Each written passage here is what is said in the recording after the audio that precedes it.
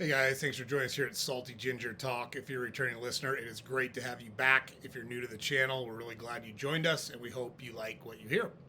So, our podcast is for people that want to learn something new or make themselves a little bit better every day. In today's episode, we're going to share with you 5 tips to start a conversation with a woman. So, in today's society, we have noticed that there is kind of a dying art of being able to have direct face-to-face conversations with people. A lot of that is driven by the use of technology as a means to communicate, whether it be text, whether it be email, whether it be WhatsApp, whatever you want to call it. There's a lot of connections that happen over apps now, and nothing wrong with that per se, but it's really difficult to meet new people on an app. And we would argue that there's nothing wrong with good old-fashioned face-to-face conversation and approaching women when you're out in public, so long as you do it in a respectful way, in a way that gives you a chance to actually start a meaningful conversation and perhaps lead to a relationship with that person. So that's what we're focused on today. For example, we still remember the very first conversation we ever had with our wife of 30 plus years. So she actually approached me and said, "Are you a cowboy?" Because I was chewing tobacco because I was still playing baseball at the time and I've since quit. But I said, "No, I'm a baseball player." And she said, "Well, I like baseball players too." And I said, "Well, that's a good thing for me, isn't it?" And that was it. It didn't rocket science. It's not that hard. You just have to have genuine conversations with people. And we're going to give you 5 tips on how to do that today. So that's the whole gist of the episode. We want people to be able to connect to other people. Your life will be much better when you have a meaningful relationship with someone to share your life with. That goes for both men and women, by the way. And there seems to be some challenges out there. And so we want to share some of our experience and our wisdom as it relates to these things. Not that hard, but we're going to go through it. Now, the 3 things, this is research backed. We heard this from Scott Galloway on several podcasts, and it rings very true to us. But consistent research and asking women what they actually look for in men, what they find attractive in men. There were 3 qualities that continuously come to the top of the charts when you ask women, what is it you want in a man? Number 1 is kindness. Now, kindness is different than niceness. Nobody likes a wishy-washy good guy. They just don't. Sorry, hate to break it to you, it's just not true. But being kind, treating people well without expecting any reciprocal treatment from them. Wait staff at restaurants, your family, your parents, children. Treating them kindly is very attractive to women. Number 2 is intelligence. And so intelligence signals that you're going to make good decisions, because if someone's going to spend their time in their life with you, they want to know that you're going to make good decisions. If they have children with you, they want to know that you can be trusted to make good decisions for them, for your family, for the people that are around you. And then number 3, I know this is not going to be popular, but it's absolutely the truth. Again, research backed, comes to the top over and over and over again, is signaling the ability to have or create future resources. They want to know that you're going to be able to provide for them. You don't need to be rich. You don't need to have a big job. You don't need to do any of those things. But they do want to see that you've got your life together, that you're pursuing something, that you're going after something, that you have plans, that you have ambition, that you have drive. And women find that very, very attractive. Now, the list for men is different than it is for women. What men find attractive in women is different, because we've heard a lot of women talk about, well, I've got a big career and I've got this and I've got that. And that's great. Awesome. We're happy for you. Good for you. That's not what men look for. So hate to break it to you. You did all that for yourself, and that's fine. But you need to come to terms with the fact you did that for you. And most men aren't looking for that from a woman. So we'll do another episode about what men are looking for from women and give women tips on how to approach a man. But today we're talking about how can a man approach a woman. And so let's jump into the tips that we've got here for you and give you some examples on how these would work and how you can use them. So tip number one is start with a genuine compliment. So the key word in this phrase is genuine. It needs to be a genuine compliment. And newsflash, nice rack is not a genuine compliment. It's creepy, it's scummy, they don't know who you are. And if that's what you're after, the woman that would respond positively to that, in my opinion, is not a woman you want to have a long-term relationship with. A woman that would slap you if you said that to her is a woman that you'd want to have a long-term relationship with. So a genuine compliment. It works because people appreciate being noticed for their efforts and their unique qualities. And it sets a positive tone. It gets things started on the right foot. For example, let's just say that you're standing across the room from a woman and you want to approach her. You could go over and say, hey, I noticed you from across the room. I really like your sense of style. Your jacket's really cool. Where did you get it? I love your shoes. How long have you had them? I love your blouse. Not that hard. So when she responds, listen attentively and show curiosity about her response. And then you can ask an open-ended follow-up question. Is fashion something you're passionate about? We've got some more examples in here that don't have to do with physical appearance, and that's great. But let's be honest, all of us, men and women, have certain physical appearances that we find attractive. A lot of women like beards. A lot of women like taller men. A lot of women like clean-shaven, smaller guys. Nothing, whatever your personal preferences are, no big deal. Men have those too, women have those too. But you don't want to focus the conversation around physical attributes or physical appearance. We're talking specifically about fashion in this one, but try to stay away from those physical things. You have really pretty eyes. Okay, fine.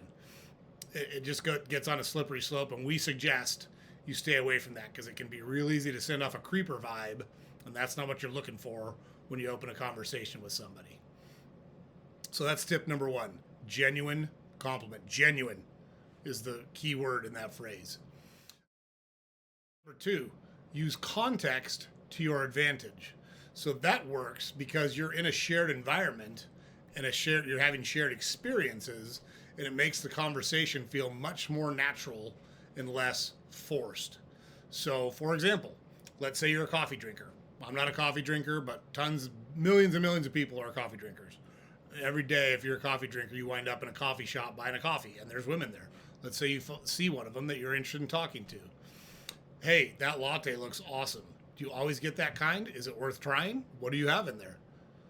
Not that hard. That starts the conversation off. So, if she responds, you can build on that context and say, I'm always looking for new places to try.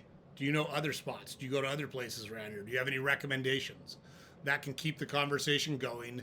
It's an easy and natural conversation because you're having a shared experience.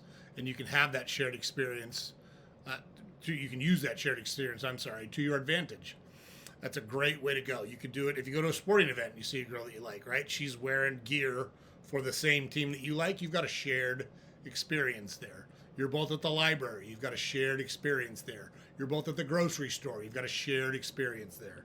There's all sorts of places that you can meet people, but you got to pick your head up out of the sand. You got to have a backbone.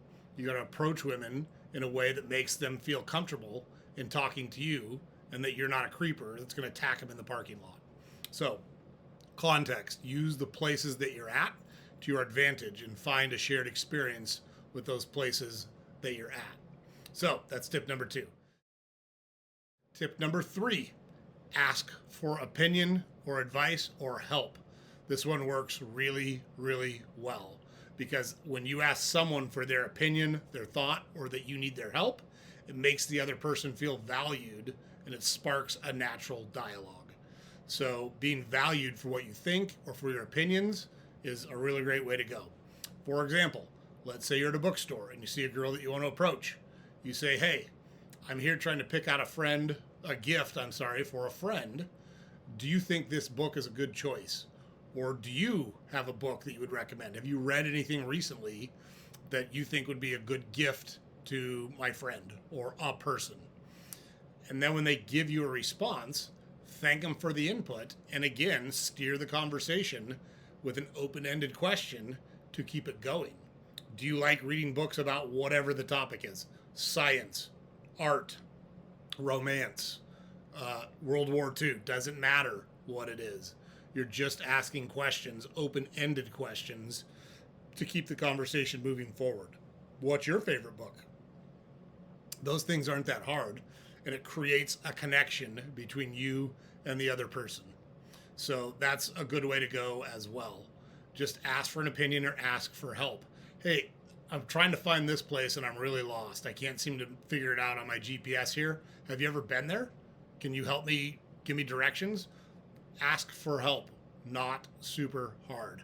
You're at the grocery store. I've never cooked this before. Have you ever cooked it? Could you give me some tips on how I need to prepare it? Was it easy? Was it hard? Did you like it? What did you pair it with? All sorts of questions you can ask there. So asking for an opinion or asking for help based on where you're at is a great way to go. Okay, so tip number 4, humor. Make a lighthearted observation. Don't tell a dirty joke. Don't tell a sexual joke. Don't tell a dad joke. You tell dad jokes to kids. That's what dad jokes are for. And I've been a dad for several decades, so I know what I'm talking about. I know the context. I know when to break them out. To impress a girl is not the place to go with dad jokes. Trust me on this one. But humor, used appropriately, does break the ice, and it puts the other person at ease. They're happy. It releases endorphins because they're laughing. It makes them feel good. And it allows you to have, potentially, a longer conversation and develop that conversation into something further, perhaps. So, you're at the store, the line is long, and you say, hey, I didn't realize I signed up for a marathon. I just came in here to get some chicken wings. Whatever. It's not that hard to crack a little joke, an observation about what's going on around you. You're at a sporting event, and there's one guy that's really, really excited. He's got the face paint. He's got his shirt off. And you can just say, man, that guy's a bigger fan than me. I don't think I could invest all that time and effort in painting my face and coming here with all that stuff. A lighthearted observation, a lighthearted joke. Man, I'd hate to be around that guy when they lost, huh? That wouldn't be much fun. Not that hard.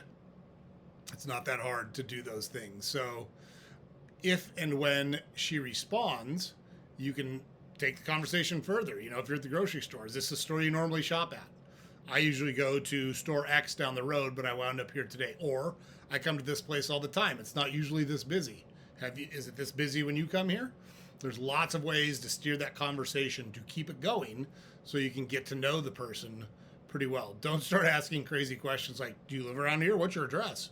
Right? You don't want to be a creeper. You don't want to come across as a psycho.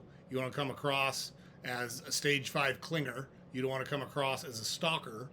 But there are ways to keep that conversation going that will allow you to get to know them a little bit and see if there's a spark, see if there's a connection between you and the person that you're talking to. So that's a great way to go. And then number 5, and this has always been the approach that we've used, be honest and be direct.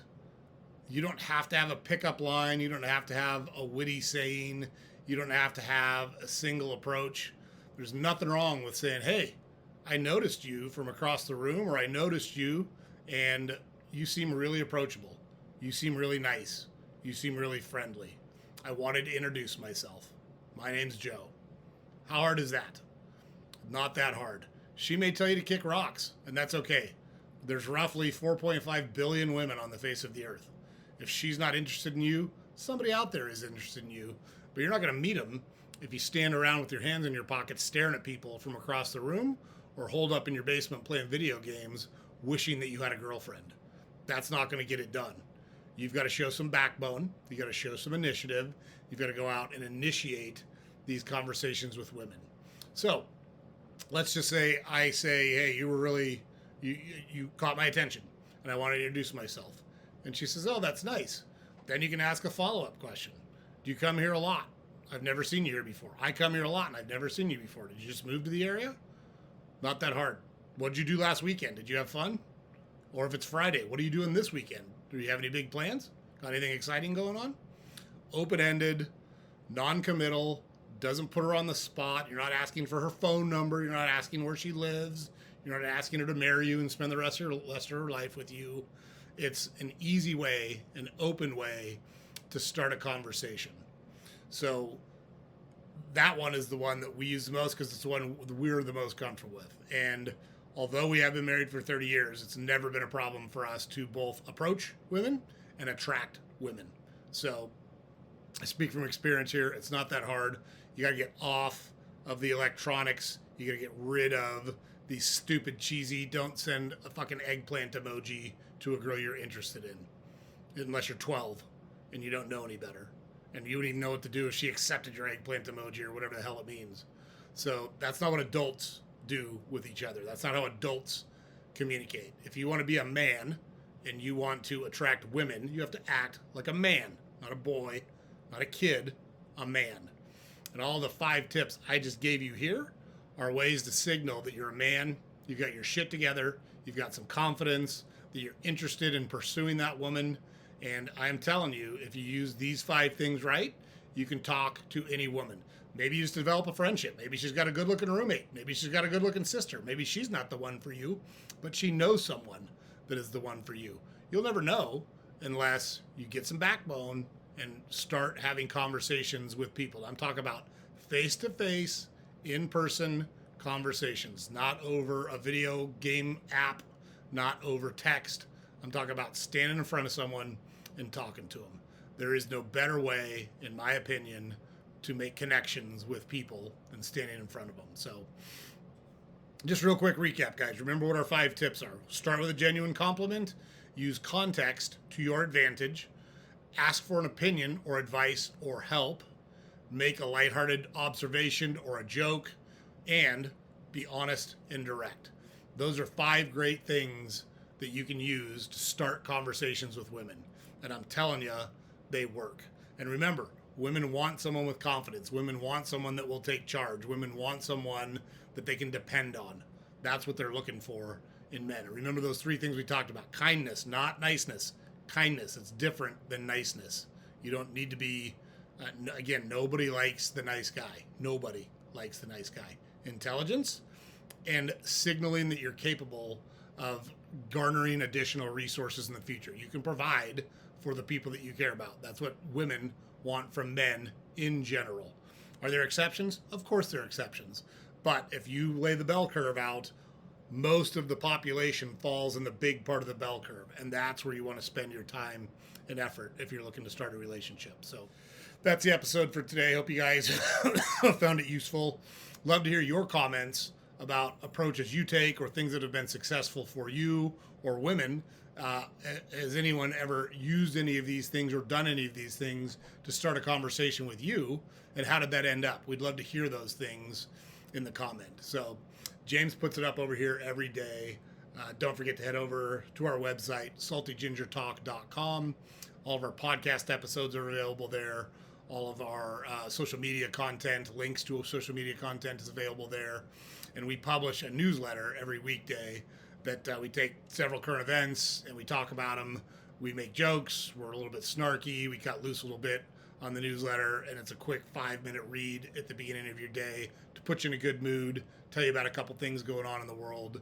And we think you'd like it. You can subscribe to that newsletter right there on our website. So, and don't forget, like, comment, subscribe on our podcast on whatever channel you consume it on, whatever platform you consume it on.